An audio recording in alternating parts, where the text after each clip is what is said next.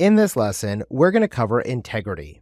Now, integrity is the cornerstone in the realm of information security because it helps to ensure that information and data remains accurate and unchanged from its original state unless intentionally modified by an authorized individual. In essence, integrity verifies the accuracy and trustworthiness of the data over its entire lifecycle. Now, let's imagine that you just finished an important final exam in school and you handed it over to your instructor to be graded. You'll probably have the expectation that nobody else is going to tamper with your answers or make unauthorized changes between the time you handed it into your instructor and the time that you got your grade back for that exam. Now, if nothing was modified or changed, we would say that your exam integrity was maintained. Similarly, in the world of cybersecurity, we expect that our data is going to be reliable and unaltered as it's processed, transferred, and stored by our systems and networks. So why is integrity so critical? Well, integrity is important for three main reasons. We want to ensure data accuracy, we want to maintain trust, and we want to ensure system operability. First, we want to ensure data accuracy is occurring. Ensuring data accuracy is probably one of the most important reasons for worrying about the integrity of your organization's data. Just as you wouldn't want somebody to alter your written words without your consent, similarly, inside of our digital landscape, whether it's a financial transaction or a medical record, the accuracy of that data will be critically important. Now, if our data integrity is maintained, this helps to ensure the decisions that are being made is being made based on correct information and the outcomes are what we expect them to be. Second, we want to maintain trust, both with our users and with our systems and networks. If users can't trust the data or information they're receiving, they simply won't trust your systems or networks. For example, if you logged into your bank account today and saw that it's been compromised and now your bank account says $1,052.43 instead of the $10,524.30 you thought you had, because the attacker altered your transaction history and removed a zero, you would no longer trust your bank with your money. After all they did was simply remove that one trailing zero from the account balance, and now you've lost $9,471.87, right?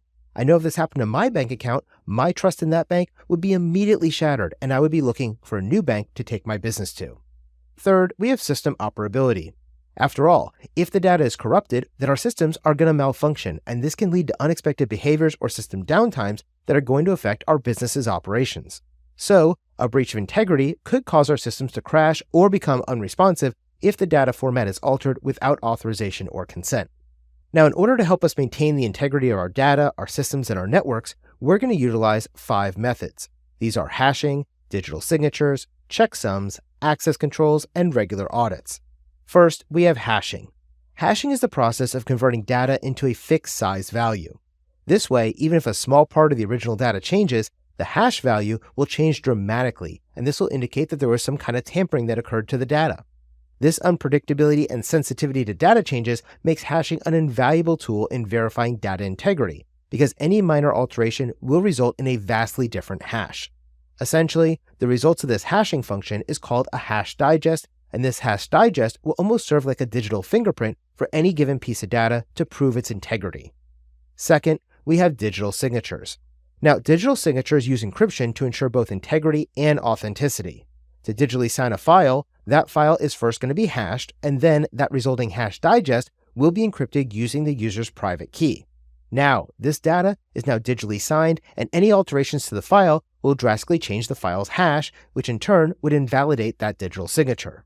This immediately lets us know that the data or file has been changed from its original format, and therefore integrity has been compromised. Third, we have checksums. Now, checksums are a method to verify the integrity of data being sent through a transmission. By comparing the sender's checksum of that transmitted data with the receiver's calculated checksum for the received data, we can determine if any unintended changes in the data have been created. Basically, when data is sent from one location to another, the checksum is also going to be sent along with it. Upon receipt, the recipient can compute a new checksum for the received data and compare it to the provided checksum that was sent over the network. If those two values match, this indicates the data has not been tampered with during the transmission, and therefore integrity has been maintained. However, if those values are different, this suggests some kind of alteration or corruption has happened to that data and integrity has been breached. Fourth, we have access controls. Now, access controls ensure that only authorized individuals can modify data, and this reduces the risk of unintentional or malicious alterations. By setting up stringent permissions, organizations can ensure that only authorized individuals have the capability to modify their data. This not only prevents outsiders from tampering with the information, but also restricts internal users to their respective roles, and therefore significantly reduces the risk of both unintentional mistakes and malicious alterations. Now, fifth and finally, we have regular audits. Regular audits involve systematically reviewing your logs and operations to ensure that only authorized changes are being made and any discrepancies are immediately addressed. By performing regular audits, we can detect if any changes to the system or its configurations have been occurring that might affect our data or system's integrity. So remember, integrity ensures our data remains consistent, accurate, and trustworthy throughout its lifecycle. Methods like hashing, digital signatures, checksums, access control, and regular audits are really your go-to tools for ensuring that the information maintains its integrity by remaining unaltered from its original format. It's also important to associate the terms integrity and hashing together because hashing is probably the number one way that you're going to see the maintenance of integrity for all of our data, our software, our systems, and our networks out in the real world. In an era where data drives so many of our business decisions, maintaining data integrity is not just a good practice, it's necessary for maintaining trust and smooth operations within your organization.